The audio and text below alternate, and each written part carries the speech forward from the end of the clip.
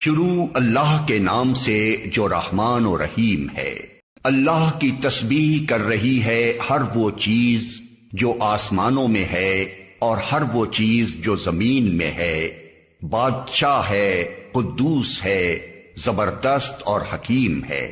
وہی ہے جس نے امیوں کے اندر ایک رسول خود انہی میں سے اٹھایا جو انہیں اس کی آیات سناتا ہے، ان کی زندگی سنوارتا ہے اور ان کو کتاب اور حکمت کی تعلیم دیتا ہے، حالانکہ اس سے پہلے وہ کھلی گمراہی میں پڑے ہوئے تھے۔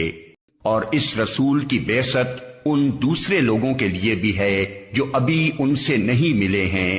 اللہ زبردست اور حکیم ہے۔ یہ اس کا فضل ہے، جسے چاہتا ہے دیتا ہے، اور وہ بڑا فضل فرمانے والا ہے۔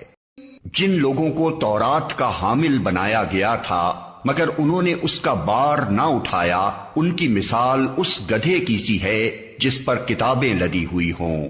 اس سے بھی زیادہ بری مثال ہے ان لوگوں کی جنہوں نے اللہ کی آیات کو جھٹلا دیا ہے۔ ایسے ظالموں کو اللہ ہدایت نہیں دیا کرتا۔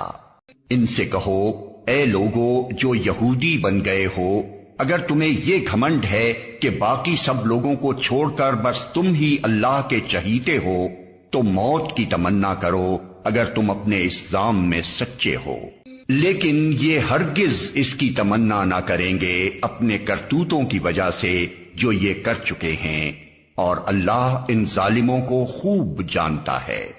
ان سے کہو، جس موت سے تم بھاگتے ہو وہ تو تمہیں آ کر رہے گی، پھر تم اس کے سامنے پیش کیے جاؤ گے جو پوشیدہ و ظاہر کا جاننے والا ہے، اور وہ تمہیں بتا دے گا کہ تم کیا کچھ کرتے رہے ہو۔ اے لوگو جو ایمان لائے ہو، جب پکارا جائے نماز کے لیے جمعے کے دن تو اللہ کے ذکر کی طرف دوڑو اور خرید و فروخت چھوڑ دو، یہ تمہارے لیے زیادہ بہتر ہے اگر تم جانو۔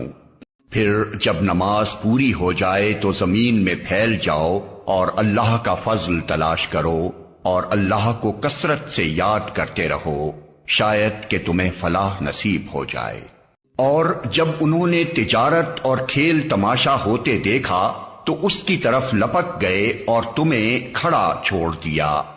ان سے کہو، جو کچھ اللہ کے پاس ہے وہ کھیل تماشے اور تجارت سے بہتر ہے، اور اللہ سب سے بہتر رزق دینے والا ہے۔